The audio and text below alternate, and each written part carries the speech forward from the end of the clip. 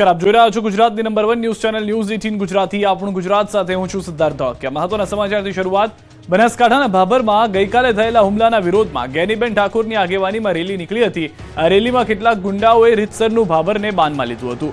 ભાભરની બજારમાં ગુંડાઓએ એવું તોફાન મચાવ્યું કે આખું ભાભર ભડકે બળ્યું। હાથમાં તલવાર, ધારિયા, લાકડી, પાઇપ સહિતના હથિયારો સાથે ટપોરીઓ રોડ પર ઉતરી આવ્યા હતા અને દુકાનોમાં અને લારીઓમાં તોડફોડ કરી હતી। લોકોને ડરાવ્યા હતા। ગુંડાઓએ જાણે કાયદો હાથમાં લઈને પાણીપુરીની રેકડીઓ હોય કે અન્ય ખાણીપીણીની લારીઓ ઊંધી વાળી દીધી હતી।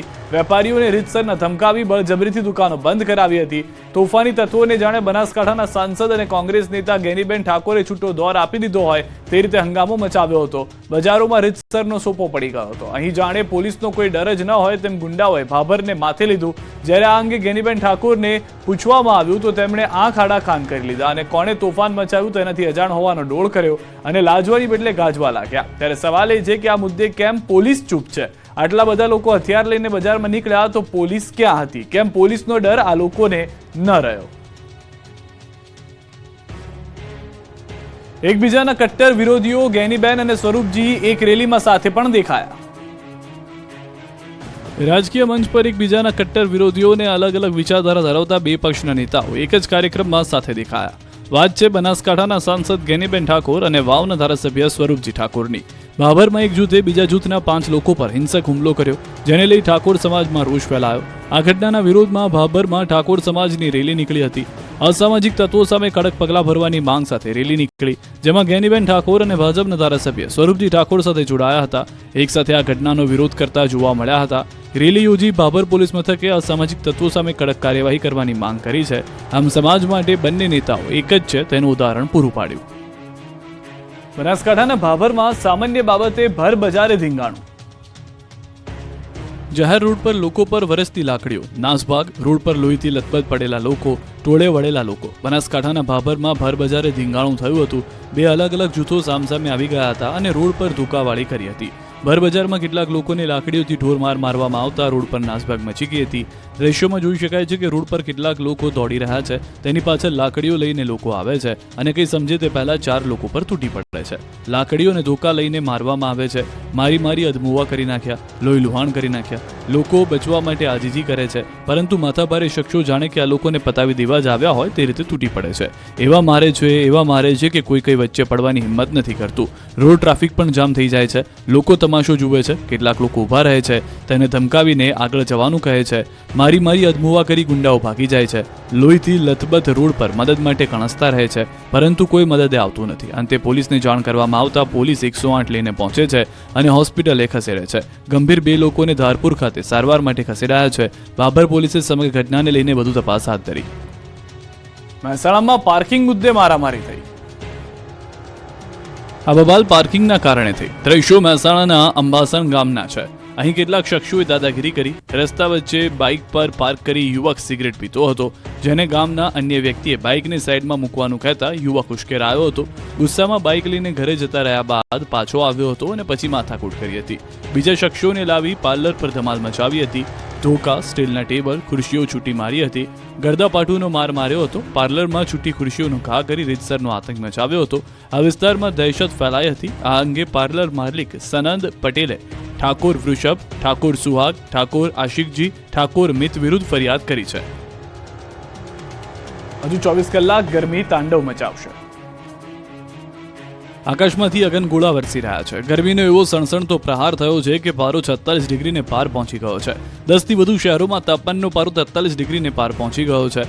એમાં પણ રાજકોટે આ વખતે ગરમીમાં અમદાવાદની પણ સાઈડ કાપી છે। એપ્રિલ મહિનાની વાત કરીએ તો રાજકોટમાં એક પણ દિવસ એવો નથી રહ્યો કે તાપમાનનો પારો 40 ડિગ્રીથી નીચે ગયો હોય। 30 માંથી 27 દિવસ રાજકોટમાં 42 ડિગ્રી કે તેથી વધુ ગરમી નોંધાઈ હતી। મેની શરૂઆતમાં પણ પારો 44 ડિગ્રી આસપાસ પહોંચ્યો હતો। હવામાન વિભાગની આગાહી મુજબ ગુજરાતમાં હજુ 2 દિવસ ગરમીનો પ્રકોપ રહેશે। 3જી મેથી એટલે કે 2 દિવસ બાદ ગરમીનો પારો ફરી એક વખત 2 થી 4 ડિગ્રી ઓછો થઈ શકે। આગામી 3 દિવસ બાદ 30 થી 40 કિલોમીટર પવનની ગતિ પણ રહેશે। કડાકા ભડાકા સાથે માવઠું ત્રાટકશે। દક્ષિણ પશ્ચિમ રાજસ્થાન તરફ સાયક્લોનિક સર્ક્યુલેશન અને વેસ્ટર્ન ડિસ્ટર્બન્સને કારણે ગુજરાતના કેટલાક ભાગોમાં વરસાદ થશે। सौराष्ट्र और कच्छ में डे 3 से लेकर डे 7 तक आइसोलेटेड प्लेसेस पे लाइट टू मॉडरेट रेन और साथ में थंडरस्टॉर्म की वार्निंग है। और जो थंडरस्टॉर्म की वार्निंग है, उसमें जो विंड की स्पीड होगी वो 30 से 40 किलोमीटर पर आवर के आसपास रहने का पूर्वानुमान है। और इस मैक्सिमम टेम्परेचर की बात करेंगे तो मैक्सिमम टेम्परेचर आने वाले 2 दिनों में नोलार चेंज में रहेगा। उसके बाद मैक्सिमम टेम्परेचर में 2 से 4 डिग्री की गिरावट का पूर्वानुमान है। કાળઝાળ ગરમી વચ્ચે 3 મેથી 3 દિવસ ગાજવીજ, પવન, કરા સાથે માવઠું ત્રાટકશે. ગરમી વચ્ચે પ્રી મોન્સૂન એક્ટિવિટીની આગાહી. 3 થી 6 મેના વરસાદ ત્રાટકશે. આખા ગુજરાતમાં પડશે વરસાદ. ગુજરાતમાં કાળઝાળ ગરમી પડી રહી છે.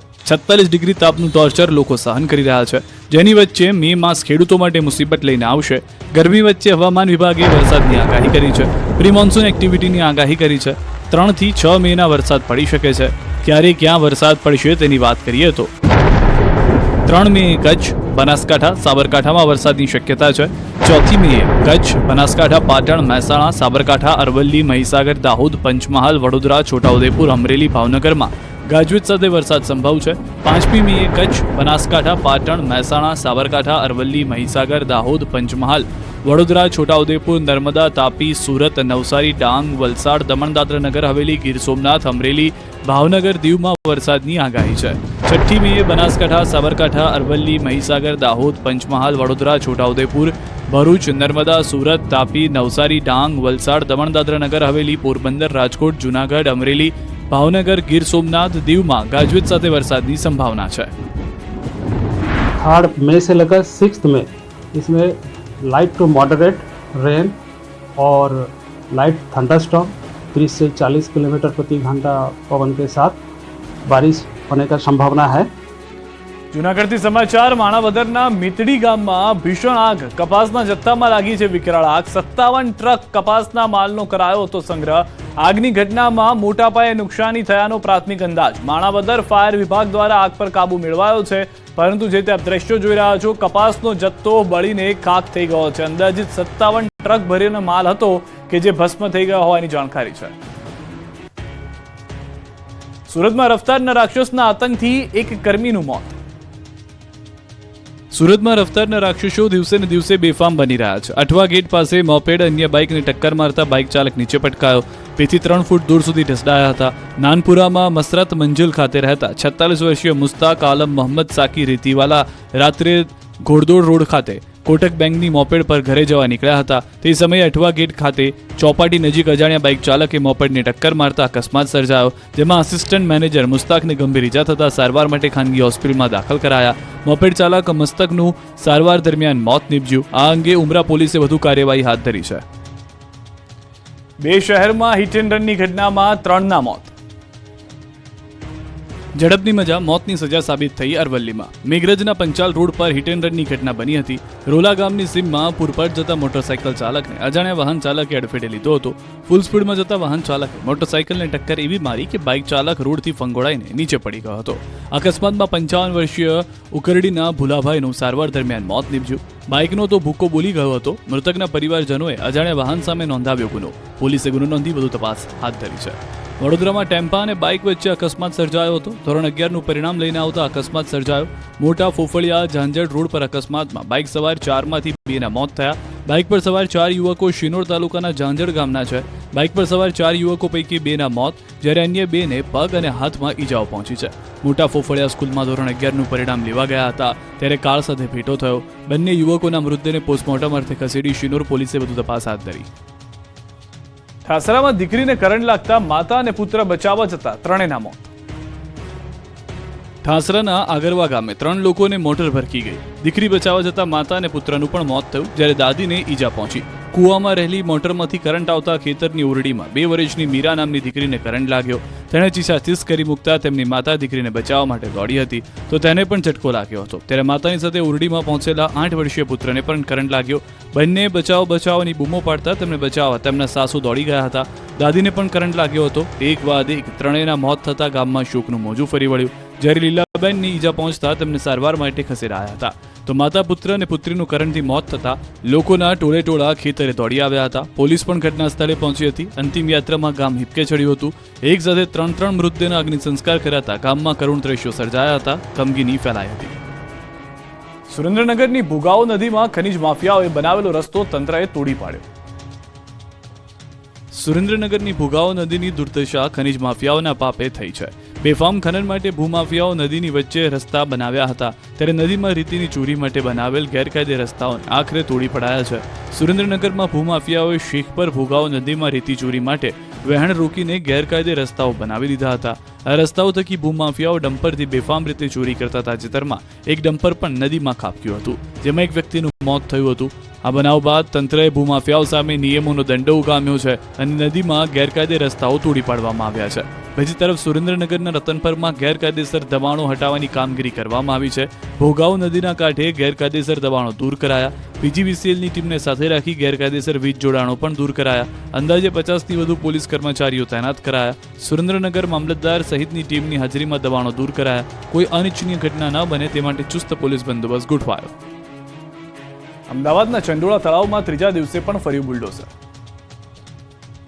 છેલ્લા 2 દિવસથી અમદાવાદના ચંડોળા તળાવ વિસ્તારમાં મેગા ડિમોલિશનની કામગીરી કરવામાં આવી રહી હતી, ત્યારે ત્રીજા દિવસે નાના ચંડોળા તળાવ વિસ્તારના ગની પથ્થરવાળાના ગેરકાયદેસર બાંધકામને તોડવાની કામગીરી મ્યુનિસિપલ કોર્પોરેશન દ્વારા પોલીસ બંદોબસ્ત વચ્ચે કરવામાં આવી. ગેરકાયદેસર રીતે દુકાનો અને પથ્થર તેમજ સિમેન્ટનું ગોડાઉન બનાવી દેવામાં આવ્યું હતું, જેને તોડી પાડવામાં આવ્યું હતું. લેબર કોલોની સહિતના 15 થી 20 જેટલા બાંધકામો સવારથી તોડી પાડવાની કામગીરી કરવામાં આવી છે. નાના ચંડોળા પાસે મિલ્લતનગર રોડ પર સતત ત્રીજા દિવસે ગેરકાયદેસર દબાણ દૂર કરવામાં આવ્યું. ગની પથ્થરવાળાએ 10 નાની ઓરડીઓ બનાવી લેબર કોલોની બનાવી હતી. કોલોની ઉપરાંત કેટલાક દુકાનો અને ગોડાઉન પણ બનાવી દેવામાં આવ્યા હતા. ગની પથ્થરવાળાનો દીકરો હુસેન પથ્થરવાળા જગ્યાનું સંચાલન કરતો હતો. દુકાનો અને ઓરડીઓ સહિતના બાંધકામને આજે તોડવામાં આવ્યું. ધોરાજીના તોરણિયાના સરપંચ કોર્ટમાં થયા હાજર. પોલીસ પર ત્રાસ અને દાદાગીરીના આરોપ બાદ કંઈક આ રીતે તોરણિયાના સરપંચ કોર્ટમાં હાજર થયા. ધોરાજીના તોરણિયા ગામના સરપંચ પર પોલીસે વિવિધ આક્ષેપો લગાવ્યા હતા. પિતા પુત્રને જેતપુર તાલુકા પોલીસ દ્વારા રૂપિયા ન આપતા માર મારવાનો આક્ષેપ લગાવાયો. 24 તારીખે તોરણિયા ગામે સરપંચ અને ગ્રામજનો સાથે પોલીસનું ઘર્ષણ પણ થયું હતું. પોલીસે 7 જેટલા લોકો પર ફરજ રૂકાવટનો ગુનો નોંધ્યો હતો, જેમાં સરપંચ અને સભ્ય પર પણ ગુનો દાખલ કરાયો હતો. સરપંચ દ્વારા અનેક આક્ષેપો પોલીસ પર કરવામાં આવ્યા હતા. કોર્ટે બુધવારે સરપંચના જામીન રદ કર્યા હતા, ત્યારે ગુરુવારે સરપંચના ઘરથી ધોરાજી કોર્ટ સુધી મહિલાઓની વચ્ચે સરપંચ કોર્ટમાં પહોંચ્યા હતા. મહિલાઓના સુરક્ષા ઘેરા વચ્ચે કોર્ટમાં હાજર થયા. સરપંચે પોલીસ પર ત્રાસ અને દાદાગીરીનો આરોપ લગાવ્યો છે. પોલીસે સરપંચના મકાનને બાંધમાં લીધું હતું. અમદાવાદની રાજસ્થાનની શાળાએ 200 વિદ્યાર્થીઓને એલસી પકડાવી દીધા હતા. અમદાવાદના શાહીબાગ વિસ્તારમાં આવેલી રાજસ્થાન સ્કૂલની મનમાની સામે આવી છે. એક સાથે 200થી વધુ વિદ્યાર્થીઓને પરિણામ સાથે એલસી પકડાવી દેવામાં આવતા વાલીઓએ હોબાળો મચાવ્યો. બાદમાં સ્કૂલ દાદાગીરી ઉપર ઉતરી આવી અને એલસી પકડાવ્યા બાદ વાલીઓ અને વિદ્યાર્થીઓને સ્કૂલમાં પ્રવેશ પણ ન આપવામાં આવતા વાલીઓ વિફર્યા હતા. વાલીઓએ શાળા બહાર હોબાળો કર્યો. વાલીઓ એકત્રિત થતા શાળા સંચાલકોને પોલીસ બોલાવી પડી હતી. શાળાએ જિલ્લા શિક્ષણ અધિકારી સમક્ષ વર્ગ બંધ કરવાની અરજી કરી હતી. ડીઈઓએ અરજી સ્વીકારી ન હોવા છતાં શાળાએ વિદ્યાર્થીઓને એલસી પકડાવી દીધા હતા. ગત વર્ષે પણ રાજસ્થાન શાળાએ આવી જ રીતે વિદ્યાર્થીઓને એલસી પકડાવી દીધા હતા, ત્યારે પણ વિદ્યાર્થીઓનું ભાવિ અદ્ધરતાલ થઈ ગયું હતું. ફરી એકવાર એલસી આપી દેતા વિદ્યાર્થીઓને અધવચ્ચે જ છોડી દેવાતા વાલીઓની ચિંતા વધી છે. ગોંડલ બબાલ મુદ્દે અલ્પેશ કથિરિયાનો હુંકાર, ગોળી ખાઈ લઈશું પણ મા સામે ગાળ સહન નહીં કરીએ. સુરતના મોટા વરાજા વિસ્તારમાં ગુરુકૃપા ફાર્મ હાઉસ ખાતે કથિરિયા પરિવારનો સ્નેહ મિલન કાર્યક્રમ યોજાયો, જેમાં ગોંડલની ઘટનાને લઈને ગણેશ જાડેજાને પડકાર ફેંકાયો હતો. ફરી ગણેશ ગોંડલ સામે મેદાને આવવા જાહેરાત કરી છે. જાહેર મંચ પરથી આગામી દિવસોમાં તેમની રણનીતિ અંગે વાત કરી હતી. ગોંડલના ગણેશ જાડેજા દ્વારા જે પ્રકારે અલ્પેશ કથિરિયાને પડકાર ફેંકવામાં આવ્યો હતો, તેનો જવાબ ફરી અલ્પેશ કથિરિયાએ આપ્યો છે. કથિરિયાએ જાહેર મંચ પરથી જણાવ્યું હતું કે સૌરાષ્ટ્રમાં કહેવત છે કે માના દૂધને પડકાર ફેંકે અને કોઈ ગાળો આપે એ કોઈ ન ખાય, ગોળી ખાઈ લે. ગોંડલમાં મજા પડે ત્યારે ફરવા જઈશું. હવે ગાડીઓમાં નુકસાન તો શું, એક કાર્યકરનો કોલર પણ પકડી ન શકે એવી તૈયારી હશે. તો આક્ષેપ કર્યો કે ગોંડલમાં જે સત્તા ઉપર છે તેઓ કયા 2 નંબરના ધંધા કરે છે એના તમામ પુરાવા અમે લોકોને આપીશું. ક્યાં ગેમ્બલિંગ કરે છે, કોના ફાર્મ હાઉસમાં બાયોડીઝલના ધંધા ચાલે છે, જીએસટીના ખોટા બિલો બનાવીને ખોટા ઇન્વોઇસ ક્યાં તૈયાર થઈ રહ્યા છે. આવા તો અનેક ધંધાઓ ગોંડલમાં ચાલી રહ્યા છે અને અમે તમામના પુરાવા આપીશું. કોઈને ખેતર ખેડવા આપ્યું હોય તો ખેડવું જોઈએ અને પાક લેવો જોઈએ, પરંતુ એનો માલિક સમજી બેસે એ ન ચાલે. રાજા રજવાડાઓએ બધું 1949માં મૂકી દીધું છે. હવે અહીં કોઈની જાગીર નથી અને કોઈ પોતાની જાગીર સમજતા હોય તો તેમણે જાણી લેવું જોઈએ કે અનેક લોકો તેને પડકારવા માટે સામે આવશે. સૌરાષ્ટ્રમાં કહેવત છે કે તમારા માને કોઈ પડકારે કે તમને કોઈ ગાળ આપે એ કોઈ ન ખાય, ગોળી ખાઈ લે. ગોળી ખાઈ લે. કોઈ મા ઉપર કહે કે કોઈ ગાળ આપે એ સૌરાષ્ટ્રનો એકેય સમાજ ન હોય. કુતિયાણાના પૂર્વ ધારાસભ્ય ભૂરા મુંજા જાડેજાના પત્ની હિરલબા અને હિતેશ ઓડેદરાની પૈસા લેતી કેસમાં ધરપકડ. કુતિયાણાના પૂર્વ ધારાસભ્ય ભૂરા મુંજા જાડેજાના પત્ની હિરલબા જાડેજા સહિત અન્ય વ્યક્તિઓ વિરુદ્ધ પોલીસ સ્ટેશન ખાતે અપહરણ તેમજ પૈસાની લેતી બાબતે ગુનો નોંધાયો હતો, જે બાદ આખરે પોલીસે હિરલબા જાડેજા તથા હિતેશ ઓડેદરા સહિત અન્ય લોકોની ધરપકડ કરી. પોરબંદર જિલ્લાની અને હાલમાં ઇઝરાયલમાં રહેતી લીલુ ઓડેદરા નામની મહિલાએ ઇઝરાયલથી એક વિડીયો મેસેજ શેર કરી આક્ષેપ કર્યો કે હિરલબાના માણસો તેમના પતિ અને પુત્રનું અપહરણ કરીને હિરલબાના બંગલા ખાતે લઈ જઈ ઘણા દિવસોથી ત્યાં રાખવામાં આવ્યા છે. તેના પતિ તેમજ પુત્રનું અપહરણ કર્યું હોવાના આક્ષેપ કર્યા. આ વિડીયો દ્વારા મહિલાએ ગુજરાત પોલીસ તથા સરકારને તેમના પતિ અને પુત્રને બચાવી લેવા માટે અપીલ કરી, જે બાદ આ મામલે આખરે પોલીસે કાર્યવાહી કરી છે, જેથી આ વિસ્તારમાં ચકચાર મચી ગઈ છે. આ મામલે પોલીસ દ્વારા વિગતવાર જાણકારી આપ્યા બાદ જ સમગ્ર કેસની સાચી માહિતી છે તે બહાર આવી શકશે. હાલ તો આ મામલે ભારે ચર્ચાએ જોર પકડ્યું છે. ગોધરામાં ગુજરાતના 65મા સ્થાપના દિવસની ઉજવણી, પંચમહાલને 650 કરોડના વિકાસ કાર્યોની ભેટ. ગુજરાતના 65મા સ્થાપના દિવસની રાજ્યકક્ષાની ઉજવણી પંચમહાલના ગોધરામાં કરવામાં આવી. આ પ્રસંગે રાજ્યપાલ આચાર્ય દેવવ્રત અને મુખ્યમંત્રી ભૂપેન્દ્ર પટેલ ઉપસ્થિત રહ્યા.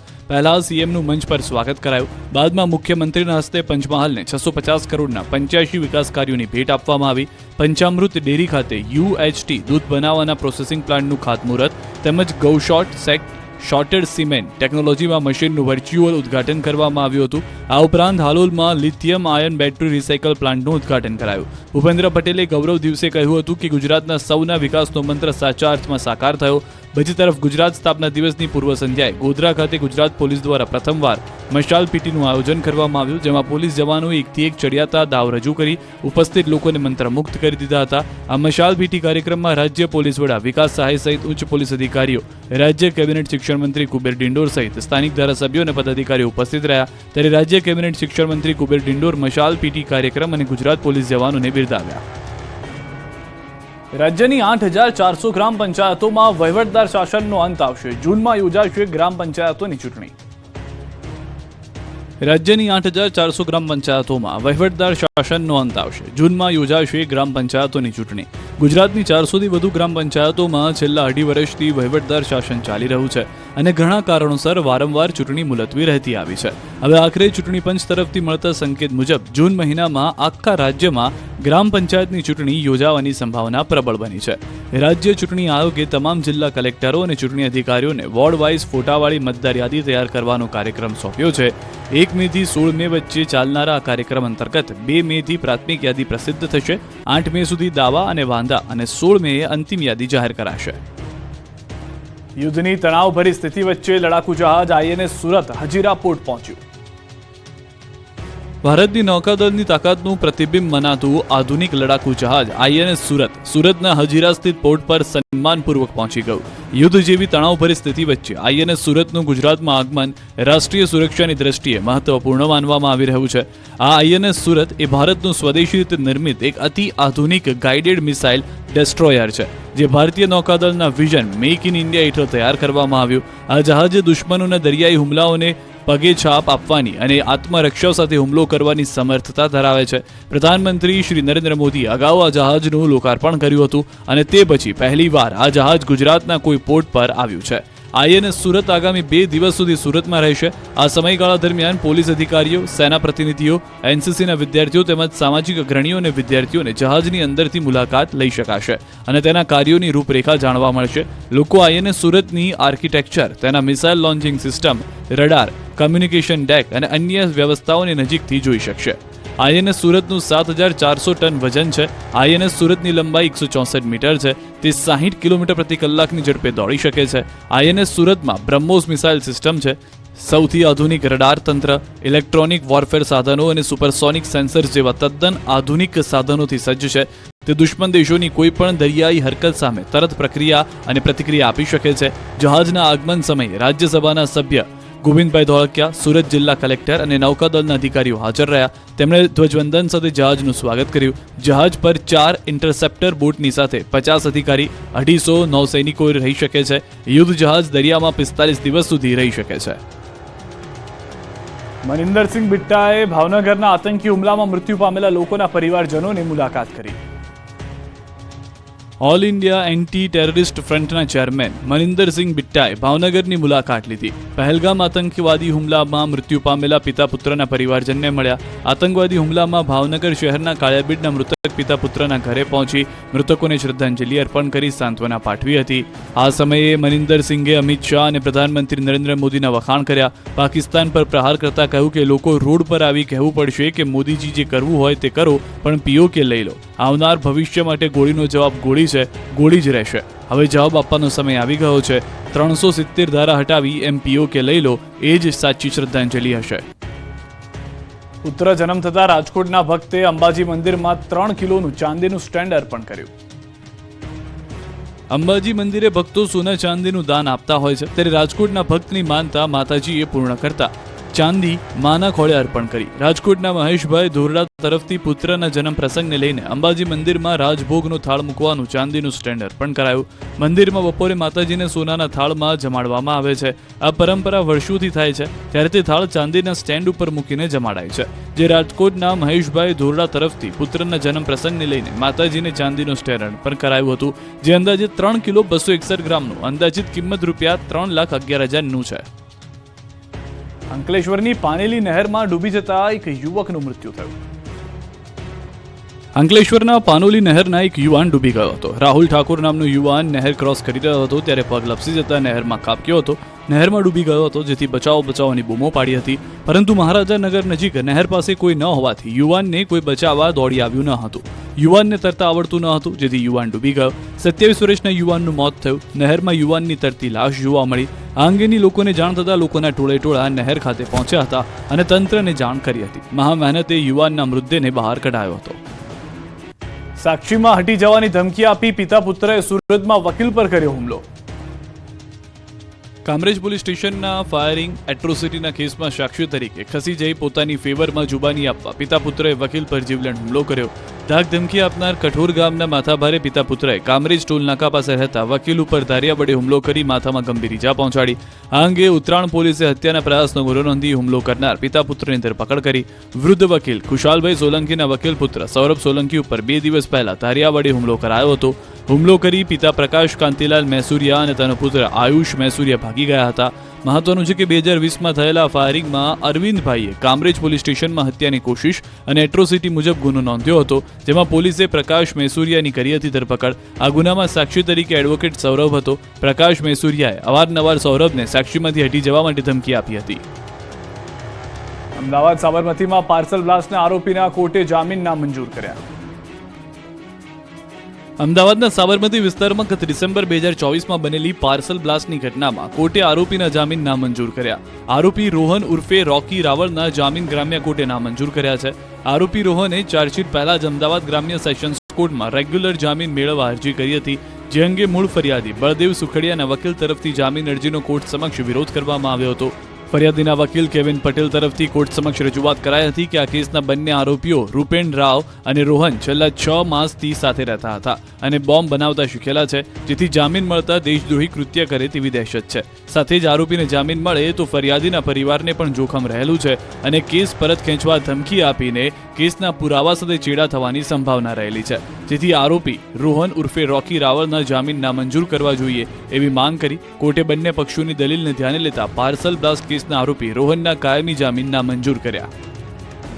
અમદાવાદમાં 42 કરોડમાં હટકેશ્વર બ્રિજ બનાવ્યો, હવે 10 કરોડમાં તોડાશે. અમદાવાદના સૌથી વિવાદાસ્પદ બનેલા હટકેશ્વર બ્રિજને હવે તોડીને નવો બનાવવાની જગ્યાએ માત્ર તોડવા અંગેનો નિર્ણય લેવામાં આવ્યો છે. પ્રજાના ટેક્સના 42 કરોડના ખર્ચે બનેલો આ બ્રિજ છેલ્લા 3 વર્ષથી નાગરિકોની અવરજવર માટે બંધ કરવામાં આવ્યો છે. વર્ષ 2014માં ટેન્ડર પ્રક્રિયા, 2015માં બ્રિજ બનાવવાની કામગીરી શરૂ થઈ, 2016માં બ્રિજનું બાંધકામ થયું અને 2017માં બ્રિજ બનીને તૈયાર થયા બાદ લોકો માટે ખુલ્લો મૂકવામાં આવ્યો હતો. હવે આ બ્રિજને તોડવા પાછળ 10 કરોડનો ખર્ચ કરવામાં આવશે. મ્યુનિસિપલ કોર્પોરેશનના બ્રિજ પ્રોજેક્ટ વિભાગ દ્વારા હાટકેશ્વર બ્રિજને સંપૂર્ણપણે તોડવા માટેનું નવું ટેન્ડર બહાર પાડવામાં આવ્યું છે. 9 કરોડ 31 લાખના ખર્ચે હાટકેશ્વર બ્રિજને તોડવા માટેનું ટેન્ડર કરવામાં આવ્યું. 2 વર્ષ પહેલા તત્કાલીન મ્યુનિસિપલ કમિશનર દ્વારા હાટકેશ્વર બ્રિજને તોડીને નવો કરવા અંગેની જાહેરાત કરવામાં આવી હતી, પરંતુ મ્યુનિસિપલ કોર્પોરેશન દ્વારા હવે હાટકેશ્વર બ્રિજને માત્ર તોડવામાં આવશે. અગાઉ રાજસ્થાનની કંપનીએ તોડી અને નવો બનાવવા માટેનું ટેન્ડર કર્યું હતું. 118 કરોડના ખર્ચે બ્રિજને તોડીને નવો બનાવવાનું ટેન્ડર હતું. કાળઝાળ ગરમીમાં રાજકોટમાં આરએમસીએ મજૂરો પાસે કામ કરાવતા વિવાદ. કાળઝાળ ગરમીમાં 1 મિનિટ પણ બહાર નીકળવું મુશ્કેલ છે. 1 વાગ્યાથી 4 વાગ્યા સુધી એટલે કે 3 કલાક સુધી કામદારોને વિરામ આપવાનું ફરજિયાત છે. આમ છતાં સરકારના નિયમોનો ઉલાળ્યો કરી રાજકોટ મહાનગરપાલિકાએ મજૂરો પાસે કામ કરાવડાવ્યું. રાજકોટમાં આગ ઝરતી 46 ડિગ્રી ગરમીમાં મહિલા સહિતના મજૂરો પાસે ખોદકામ કરાવડાવ્યું. કોર્પોરેશનની પાઇપલાઇન માટે ખોદકામ કરતા નજરે પડ્યા મજૂરો. આ રીતે એસીમાં બેઠેલા અધિકારીઓ અને સત્તાધીશો નિર્દયી બન્યા. સાબરકાંઠામાં ગરમીનો પારો ઉચકાતા લોકો ત્રાહિમામ પોકારી ઉઠ્યા. ગરમીથી બચવા માટે લોકો ઠંડા પાણીનો સહારો લઈ રહ્યા છે. ગરમીનો પારો સતત વધતા બપોરના સમયે શહેરના રસ્તા સુમસામ બની ગયા છે. આરોગ્ય વિભાગ દ્વારા પણ લોકોને ગરમીથી બચવા સતત અપીલ કરવામાં આવી છે. લોકોને બપોરના સમયે ઘરની બહાર નીકળવાનું ટાળવા કહેવામાં આવ્યું છે. માથે ટોપી કે સ્કાર્ફ બાંધીને અથવા સુતરાઉ કાપડ પહેરીને જ લોકો નીકળે છે. ભારે પવનના કારણે જૂનાગઢના ગિરનાર રોપવે બીજા દિવસે પણ બંધ રહ્યો. ભારે પવનના કારણે રોપવે સેવા બંધ રાખવામાં આવી. પ્રવાસીઓની સુરક્ષાને ધ્યાને લઈ નિર્ણય કરાયો. હાલ ગિરનાર પર 70 કિલોમીટરની ઝડપે પવન ફૂંકાઈ રહ્યો છે, જેથી રોપવે બંધ કરાતા ભક્તોને ગરમીમાં પગથિયા ચડવા મજબૂર થવું પડ્યું. સેલવાસમાં પ્રાણીઓને ગરમી ન લાગે તે માટે વિશેષ વ્યવસ્થા કરાઈ. ઉનાળાની કાળઝાળ ગરમી પડી રહી છે. અંગ દજાડતી ગરમીથી લોકોની સાથે પક્ષીઓ અને પ્રાણીઓ પણ આ ગરમીથી પરેશાન થઈ રહ્યા છે. એવા સમયે દાદરાનગર હવેલીના સાતમાલિયા ડિયર પાર્કમાં વન વિભાગ દ્વારા જંગલી પ્રાણીઓને ગરમીથી બચાવવા માટે જંગલ વિસ્તારમાં વિશેષ વ્યવસ્થા કરવામાં આવી છે. ડિયર પાર્કમાં સાબર, ચિત્તલ સહિત હરણ પ્રજાતિના 500થી વધુ પ્રાણીઓ ખુલ્લામાં વિહર કરે છે. જો કે અત્યારે ગરમી હોવાથી વન વિભાગ દ્વારા આ પ્રાણીઓના વિશેષ કાળજી રાખવામાં આવી રહી છે. જે અંતર્ગત આ જંગલ વિસ્તારમાં અનેક જગ્યાએ પાણીના સ્ત્રોત બનાવાયા છે. સાથે જ પ્રાણીઓને લીલો ઘાસચારો અને ઠેર ઠેર છાયાની વ્યવસ્થા કરવામાં આવી છે. અને વન વિભાગ દ્વારા આવા પ્રાણીઓના સ્વાસ્થ્ય પર પણ સતત નજર રાખવામાં આવી રહી છે. રાજપીપળામાં ત્રીજું જન ઔષધિ કેન્દ્ર શરૂ કર્યું.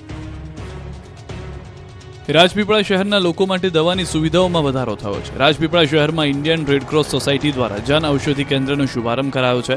રાજપીપળા ખાતે 84મું તેમજ નર્મદા જિલ્લાનું ત્રીજું જન ઔષધિ કેન્દ્ર શરૂ થયું છે. પહેલા લોકોને દવા લેવા 2 કિલોમીટર દૂર સરકારી હોસ્પિટલમાં જવું પડતું હતું, ત્યારે જન ઔષધિ કેન્દ્ર શરૂ થતાં લોકોમાં ખુશી જોવા મળી. હવે ઘર નજીકથી દવા મળી રહેશે. આ કેન્દ્ર થકી દવા લેનાર લાભાર્થીઓને લાભ થશે. આ કેન્દ્રમાંથી દવા લેવાથી આર્થિક રીતે પણ ફાયદો થશે. જે દવાઓ બજારમાં મળતી હોય છે તે જ દવાઓ અહીં મળશે, એ પણ સસ્તા ભાવે, એટલે લાભાર્થીઓને ફાયદો થશે. નર્મદા જિલ્લાના 5 તાલુકાઓમાં રેડક્રોસ સોસાયટી દ્વારા પ્રધાનમંત્રી જન ઔષધિ કેન્દ્રો ખોલવામાં આવશે. એએમસી વેસ્ટ ફૂલોમાંથી બેસ્ટ અગરબત્તી, ખાતર, ઓર્ગેનિક કલર તૈયાર કરશે. અમદાવાદ શહેરમાં દૈનિક ધાર્મિક સંસ્થાઓમાંથી મોટા પ્રમાણમાં ફૂલો અને નાળિયેર વેસ્ટ નીકળી રહ્યા છે, પણ હવે એએમસી વેસ્ટમાંથી બેસ્ટ વસ્તુ બનાવશે. અમદાવાદ મહાનગરપાલિકા દ્વારા સંસ્થાઓને સાથે રાખી ધાર્મિક સંસ્થાઓમાંથી નીકળતા ફૂલોનો પ્રોસેસિંગ પ્લાન્ટ શરૂ કરાશે. એએમસી દ્વારા 2 એજન્સીઓ દ્વારા આ અંગેની કામગીરી સોંપાય છે. અમદાવાદ શહેરના નાના મોટા મંદિરમાં ભગવાનને ફૂલો અર્પણ કરવામાં આવે છે. તે ફૂલો એકત્ર કરવામાં આવશે. પીરાણા ડમ્પિંગ સાઇટની બદલે ફૂલો વેસ્ટ પ્રોસેસિંગ કરી અન્ય વસ્તુઓ બનાવવામાં આવશે. દરરોજ મળતા 2 મેટ્રિક ટન ફૂલમાંથી અગરબત્તી, ખાતર, હોળી માટે ઓર્ગેનિક કલર બનાવાશે. શ્રીફળમાંથી કોકોપીટ વગેરે બનાવવામાં આવશે. એએમસી દ્વારા દૈનિક ધોરણે ઝોન દીઠ અલગ વાહન મૂકી નિર્માલ્ય વેસ્ટ કલેક્ટ કરવામાં આવશે, જેને 62.5 લાખના ખર્ચે બનાનાર પ્લાન્ટમાં લઈ જવાશે. O&M પેટે એએમસી દ્વારા દૈનિક 2521 પ્રતિ મેટ્રિક ટન મુજબથી ચૂકવવામાં આવશે. સદર પ્લાન્ટ બનાવવા માટે એએમસી દ્વારા અમદાવાદ શહેરની પૂર્વ અને પશ્ચિમ બાજુએ 1 એકર જગ્યા આપવામાં આવશે. આપણું ગુજરાતમાં તે બસ આટલું. દેશ પ્રદેશની તમામ ખબરો માટે આપ જોડાયેલા રહો ગુજરાતની number 1 news channel news 18 Gujarati સાથે.